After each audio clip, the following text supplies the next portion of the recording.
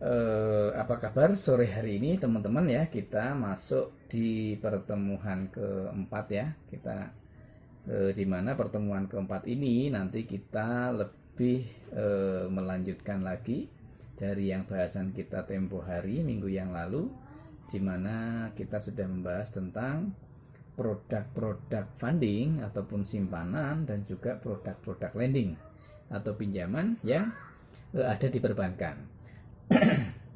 Adapun kemarin kita sudah bahas juga terkait dengan jasa-jasa dan layanan lainnya. Nah, pada pertemuan keempat ini kita akan melanjutkan dari yang sebelumnya, yaitu tentang proses kredit. Jadi kita akan bersama-sama belajar bersama membahas secara teoritis, secara material, dan juga nanti secara praksis di lapangan ya. Jadi teman-teman semuanya terkait dengan proses kredit ini kita akan membahas tentang bagaimana sih flow-nya, bagaimana sih syarat-syaratnya, ketentuan kredit, kemudian flow ataupun step-step dari kredit itu baik dari sisi customer, nasabah maupun dari sisi bank itu sendiri. Ya, kalau kemarin kita sudah membahas nih tentang beberapa jenis-jenis pinjaman ya, atau beberapa jenis-jenis kredit. Nah, di sini kita akan melanjutkan dengan bagaimana sih proses kredit itu. Kemudian siapa sih yang berhak atau yang sudah bisa mengambil kredit dan seterusnya. Kemudian nanti juga apa saja proses yang ada di sana, aspek apa saja yang akan kita bahas dan juga apa yang harus diperhatikan oleh pihak bank. Oke, lanjut ya. Yang pertama yaitu terkait dengan proses kredit. Siapa sih yang berhak dan sudah memenuhi ketentuan-ketentuan dalam pengajuan kredit itu. Ya, yang pertama kita tahu bahwa kredit itu diajukan oleh individu atau perorangan. Dan yang kedua adalah proses pengajuan oleh non individu. Jadi teman-teman, kita sepakati dulu bahwa kalau yang memberikan kredit namanya kreditur ya, kemudian yang menerima kredit atau menerima pinjaman itu namanya debitur ya, biar tidak confuse kita nih. Jadi di sini krediturnya adalah bank yang membiayai, yang memberikan pinjaman, sementara nasabah peminjam adalah debitur yang menerima pinjaman. Oke teman-teman, terkait dengan persyaratan dari kredit itu, yang pertama tentunya kalau ini persyaratan formalnya itu yang pertama adalah perorangan harus ada identitas diri, dalam hal ini KTP. Jadi KTP-nya fotokopi, tapi tentunya harus dicek keabsahannya. Kemudian untuk yang aslinya harus ditunjukkan pada saat pengajuan kredit di kantor bank. Kemudian terkait dengan yang kedua adalah kalau perorangan berarti harus ada kartu keluarga. Kemudian yang kedua, kalau memang sudah menikah maka harus ada akta nikah atau kartu menikah atau surat nikah ya. Kemudian yang ketiga adalah harus ada kalau memang perorangan dan dia merupakan usaha ataupun entrepreneur atau UMKM, maka otomatis ada keterangan keuangan usaha. Nah, kalau perorangan itu merupakan karyawan, baik itu karyawan swasta maupun instansi pemerintah atau ASN, maka otomatis ada surat keterangan bekerja atau juga ada surat keterangan penghasilan dan surat atau slip gaji sebagai pendukung dari keterangan keuangan. Oke, kemudian terkait dengan selanjutnya adalah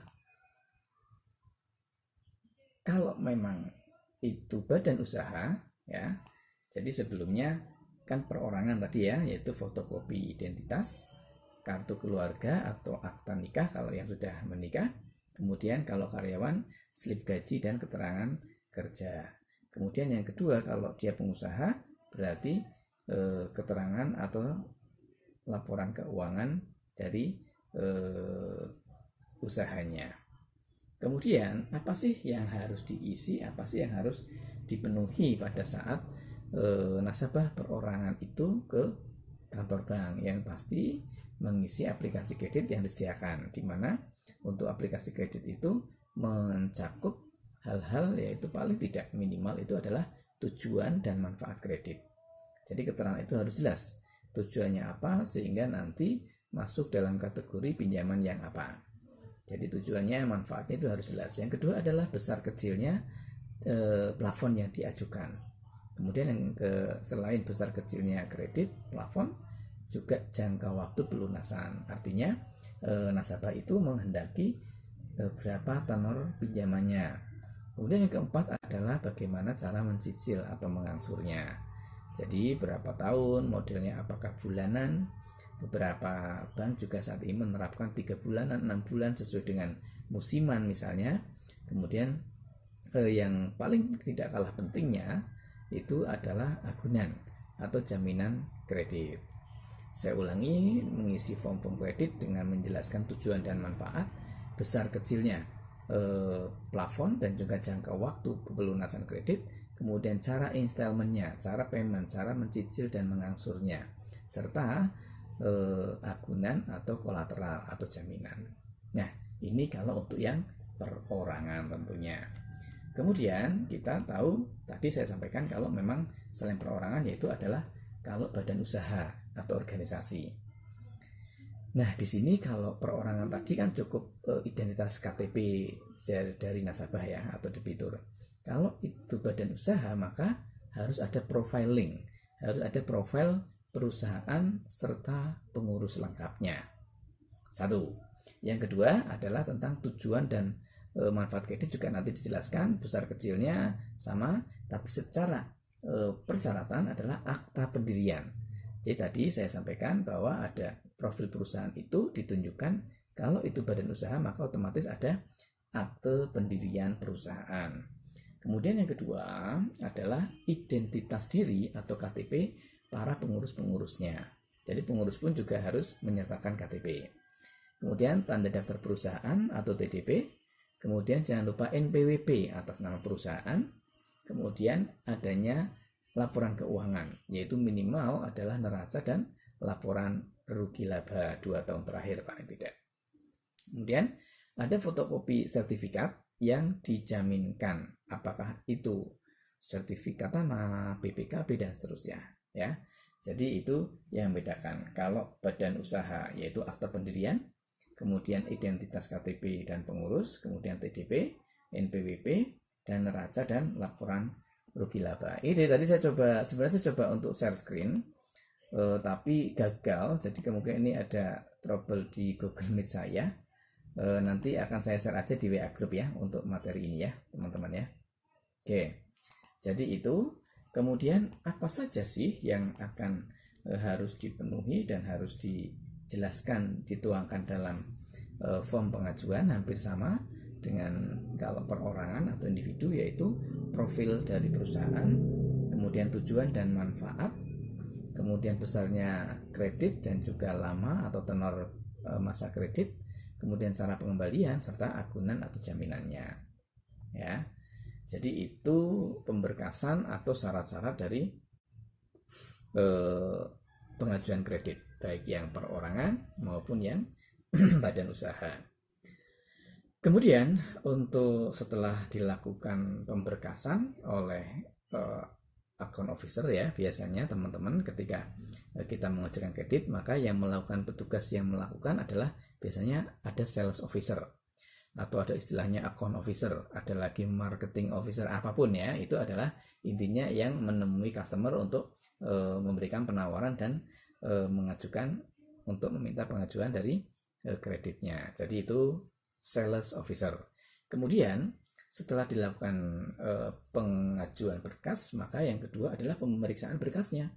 Nah, pemeriksaan berkas ini dari AO itu akan diserahkan kepada petugas yang berbeda, yaitu oleh credit officer atau credit analis, ya.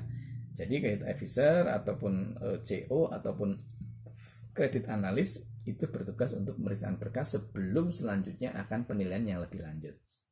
Nah, tujuannya apa sih pemeriksaan berkas itu? Yaitu otomatis untuk mengetahui apakah berkas pinjaman yang diajukan itu sudah komplit. Kemudian yang kedua, apakah persyaratannya sudah benar, dan kalau memang ada yang dirasa kurang, maka calon debitur itu diminta untuk segera melengkapinya. Nah, kalau memang ternyata ada hal-hal yang urgent, mandatory, atau yang harus dilengkapi kok tidak bisa, ya mau tidak mau terpaksa tidak bisa dilanjutkan. Jadi poinnya di sini harus lengkap. Nah, kemudian yang ketiga teman-teman, setelah tadi penerimaan berkas pemeriksaan, yang ketiga adalah ini penilaian kelayakan kredit. Apa itu penilaian kelayakan kredit ya? Menurut dalam pengajuan kredit, yaitu otomatis kalau kita mengajukan kredit pasti dengan dokumen dong, yaitu otomatis secara aspek legal, secara penilaian aspek yang harus diperhatikan adalah ada 6 atau 7 aspek, ya. Yaitu yang pertama adalah aspek hukum.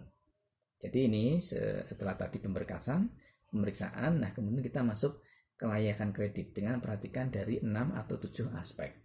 Yang pertama adalah aspek hukum. Artinya di sini akan dilakukan verifikasi tentang keabsahan, tentang keaslian dari dokumen yang sudah dikirimkan. Contohnya yang paling simpel adalah KTP. Jadi petugas bank atau bank itu minimal harus tahu betul pimpinan wilayah, harus tahu betul kecamatan, sisduk capil yang berada di mana kota bank itu berada. Di situ maka setidaknya ketika KTP dari kecamatan di sekitar bank itu akan dilakukan cross check. Oh iya, nama Pak Camat di Melati siapa, kemudian di Depok siapa, di Segan siapa, dan seterusnya. Sehingga ketika ada warga ke kecamatan tersebut, pengajuan akan dilakukan cek verifikasi spesimen. Oh iya betul, KTP ini diterbitkan oleh aparatur yang sah, instansi yang sah. Itu dokumennya juga sama, sertifikat BPKB itu dipastikan tidak ada permasalahan dengan dokumentasi agunan dan sebagainya. Itu dari aspek pemasaran. Yang kedua adalah aspek pasar. Tadi aspek hukum, maaf ya. Yang kedua adalah aspek pasar dan pemasaran atau marketing. Artinya apa? Usaha yang diajukan untuk pengajuan pinjaman itu secara prospektif, secara prospektus itu bagaimana? Apakah pemohon kredit itu usahanya itu baik di masa sekarang maupun masa depan itu harus prospek, harus progres.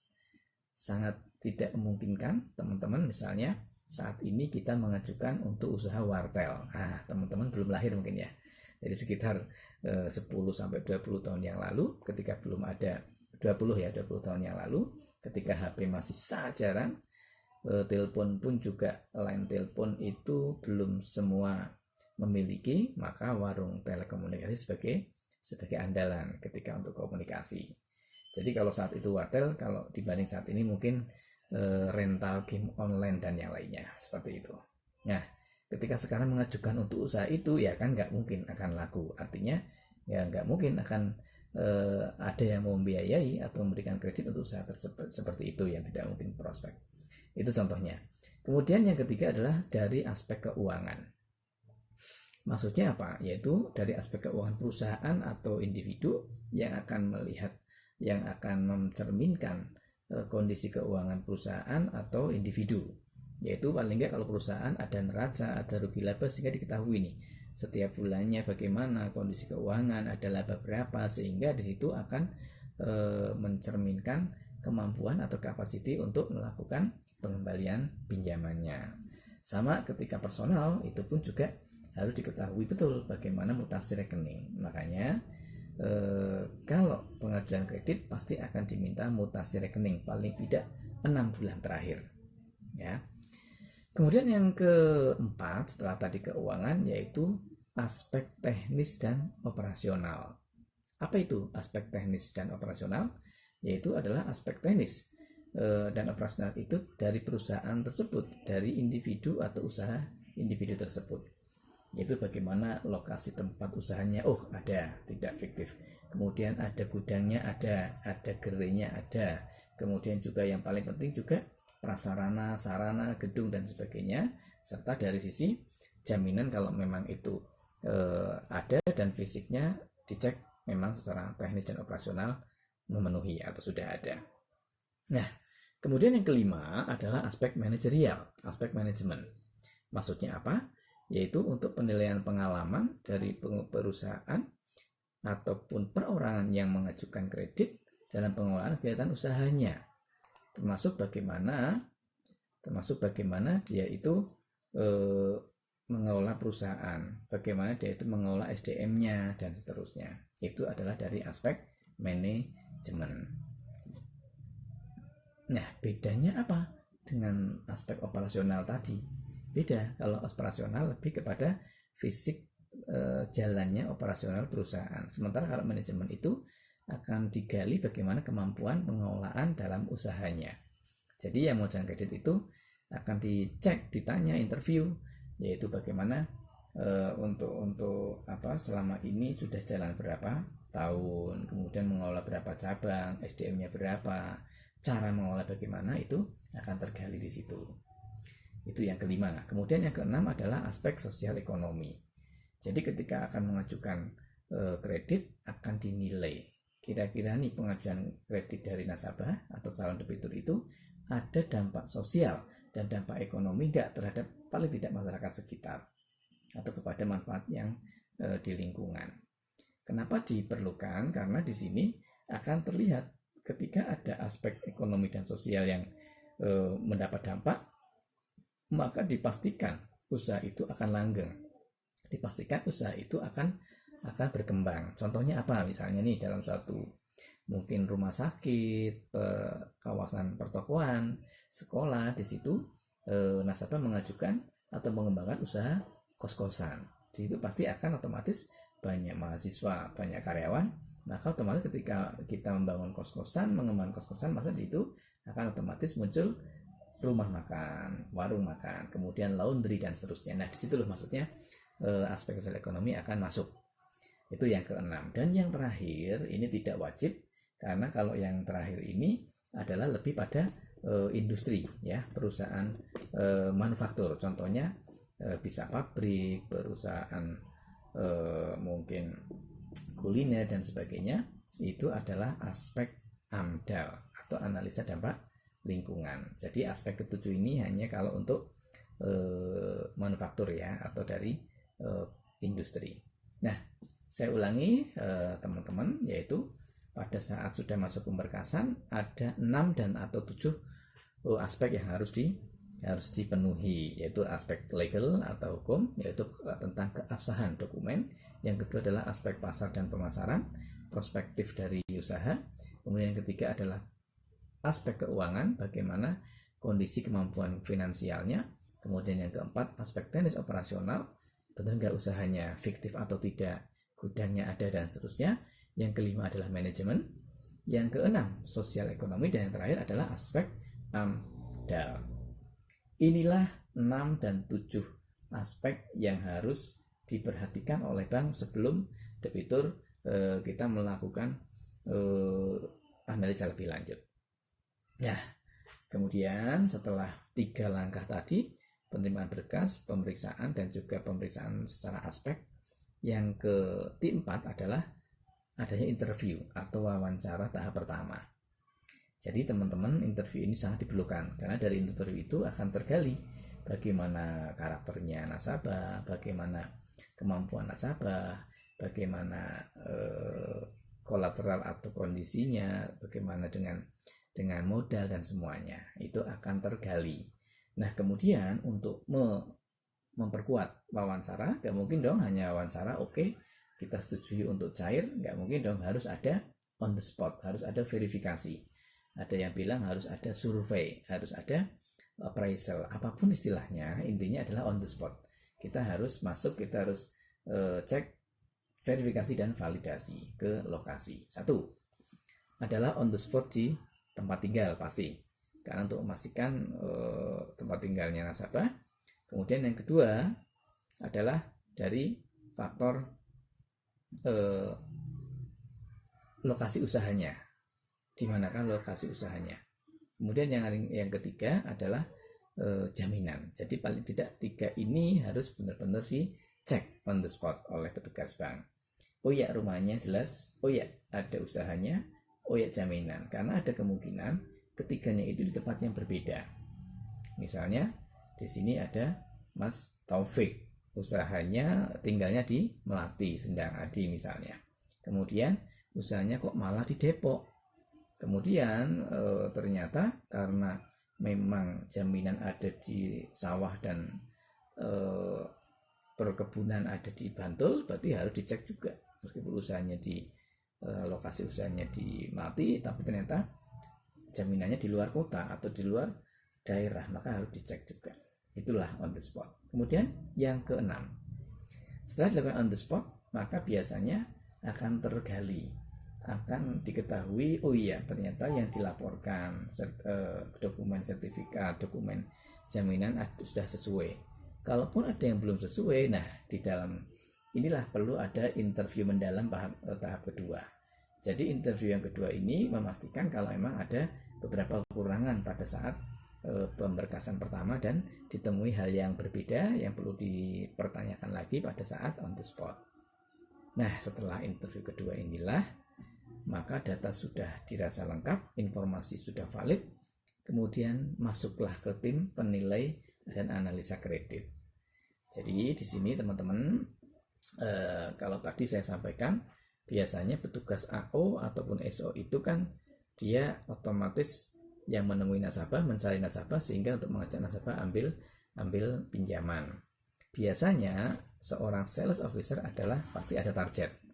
Nah, ketika sudah menerima nasabah untuk mengajukan kredit itu sudah pasti dia akan menyerahkan berkas itu untuk dianalisa. Nah, petugas yang memeriksa berkas dan juga memeriksa itu berbeda, yaitu ada istilahnya analis kredit atau credit officer. Kenapa berbeda? Karena tidak mungkin dong tidak ada dual kontrol. Biasanya kalau SO ada target nggak teman-teman? Ada ya. Jadi ketika sales officer dia akan memenuhi target. Dia pokoknya ketika sudah menjelang akhir bulan, kemudian target belum tercapai, biasanya gimana caranya agar target terpenuhi.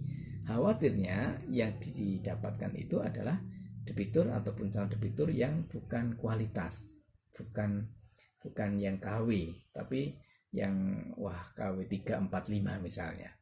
Ya, jadi bukan yang bagus sehingga harus independen, harus diobjektifkan oleh pemeriksa berkas dan analis kreditnya. Karena kalau pinginnya AO kan disetujui semua, sehingga targetnya tercapai misalnya seperti itu. Sehingga harus ada dual kontrol terhadap analisa kredit yang didapatkan dari SO. Nah, kemudian setelah dilakukan penilaian dan analisa kebutuhan kredit, di situ akan terkumpul informasi.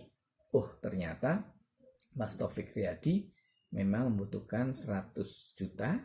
Kemudian Mas Taufik Riyadi dicek, kemudian BI checkingnya dari petugas analis. Jadi teman-teman, sebelum saya sampaikan, kita ada istilahnya di pinjaman ataupun di perbankan adalah BI checking atau BIC. Sekarang istilahnya adalah SLIK atau SLIK, Sistem Layanan Informasi Kredit. Di sini untuk SLIK itu sama dengan BI checking, di mana di dalamnya itu ada data semua pinjaman nasabah di tempat lain di bank seluruh Indonesia. Jadi misalnya Mas Taufik Riyadi mengajukan di Bank Mandiri, kemudian dia ternyata sudah punya di Bank Danamon, ada 200 juta, di bank yang lain sekian, sehingga itu sebagai dasar pertimbangan bank yang mengajukan kredit terakhir itu, yang diajukan itu untuk memberikan analisa. Ternyata Mas Taufik di Bank Mandiri, di Bank Danamon itu kolektabilitasnya bagus, atau histori pembayarannya bagus, selalu lancar. Oke, berarti ini poin nih. Berarti aman secara karakter dan kemampuan masuk. Tinggal nanti plafon yang kita berikan itu asumsinya kalau kita cairkan ada penambahan angsuran nih bagi Mas Taufik, bagi debitur Taufik, ya kan. Jadi ketika ada tambahan angsuran, pertanyaannya cukup enggak dari saldo sisa laba perusahaan, sisa saldo pribadi itu untuk alokasi angsuran di kredit yang akan kita berikan. Jadi misalnya ternyata di tempat lain sudah ada pinjaman 100 juta juga, sehingga ada 2 juta untuk angsuran. Nah, di tempat kita dengan asumsi 4 tahun, ternyata Mas Taufik, debitur Taufik ini akan harus memberikan angsuran per bulan sekitar 1,5 juta. Tapi ternyata setelah dicek keuangan, di cross check, Mas Taufik pun juga, aduh kalau 1,5 kayaknya kok agak berat ya. Nah, berarti 1 juta. Oke, kalau gitu ada beberapa hal yang akan diputuskan. Yang pertama adalah kemungkinan bisa diturunkan plafonnya. Nah, yang kedua diperpanjang masa kreditnya. Biasanya diturunkan sehingga dari pengajuan 100 karena pertimbangan tertentu dari analisa kredit, kemudian karena punya pinjaman di tempat lain, sehingga porsi untuk mengangsur itu akan berkurang, maka atau terbagi sehingga di tempat yang baru bisa jadi plafon diturunkan. Oke, ini karena ada pinjaman tempat lain yang angsuran juga lumayan besar. Kalau gitu di kita dari pengajuan 100 kita setuju 70 juta saja misalnya, seperti itu. Kemudian yang kedua, ketika dicek slip, misalnya ada debitur nasabah yang kurang bagus, misalnya macet atau call 3, itu jadi pertimbangan untuk ditolak. Itu seperti itu. Setelah yang ketujuh, yaitu penilaian dan analisa, maka masuklah pada keputusan kredit. Nah, keputusan kredit ini, bahwa dalam keputusan kredit ini komite kredit, ya, dalam hal ini biasanya kalau di perbankan itu berjenjang nih. Jadi komite kredit di tingkat unit. Yang kedua mungkin ada tingkat cabang pembantu, kemudian cabang utama dan pusat. Biasanya apa? Berdasarkan istilahnya ada BWMK, batas wewenang memberikan kredit, memutuskan kredit. Jadi intinya bahwa misalnya dalam unit kantor, mungkin karena unit kecil hanya bisa mengapprove, menyetujui sampai dengan 10 juta. Kemudian di atas 10 juta ke cabang pembantu. Kemudian sampai 100 di atas pembantu, yaitu mungkin di cabang utama, baru di atas 500 juta harus ke kantor pusat. Misalnya seperti itu. Itu merupakan jenjang berdasarkan wewenang, batas wewenang menyetujui kredit.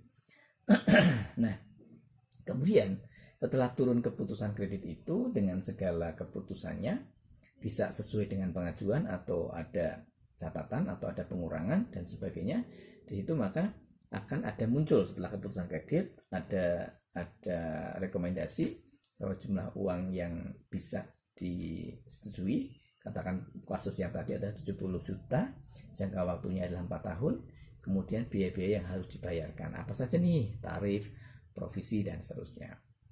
Kemudian setelah keputusan kredit ini turun, maka disampaikanlah kepada calon debitur untuk dilakukan ditindaklanjuti sebagai persetujuan kredit atau perjanjian kredit. Jadi penandatanganan akad kredit ini setelah dilakukan atau mendapatkan keputusan kredit, maka otomatis dilakukan akad kredit atau perjanjian kredit.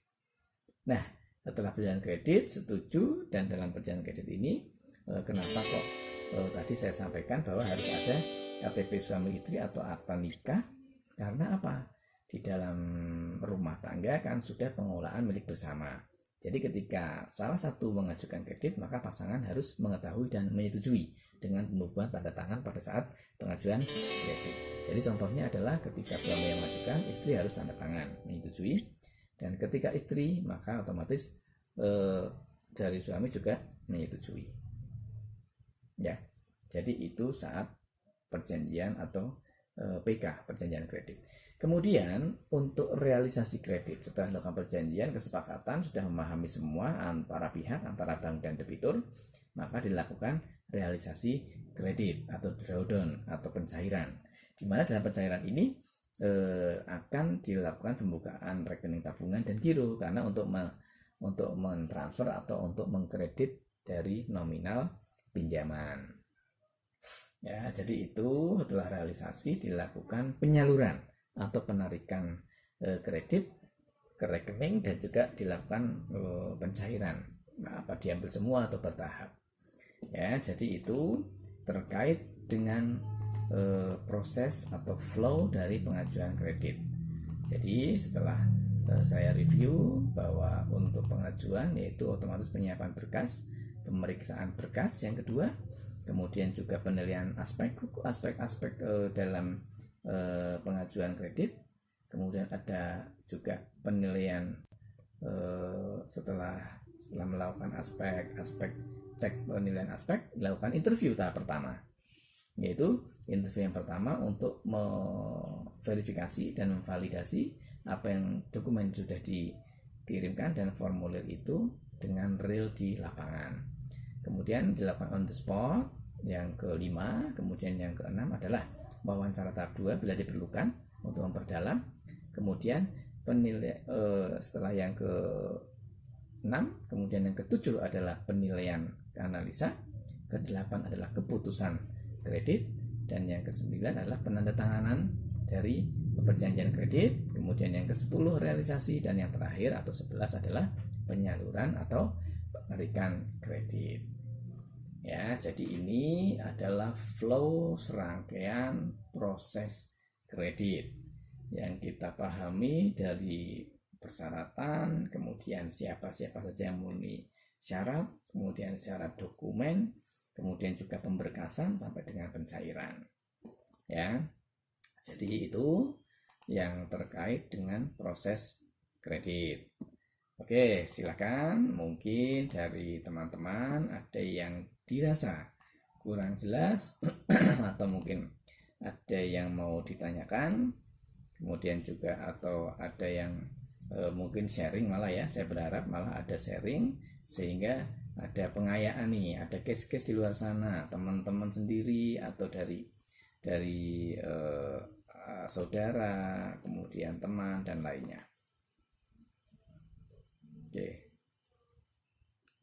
silakan kalau ada yang mau ditanyakan bila ada yang kurang jelas atau sharing dari case atau kalau apabila ada hal-hal yang di luar sana misalnya. Oke, silakan yang mau menanyakan.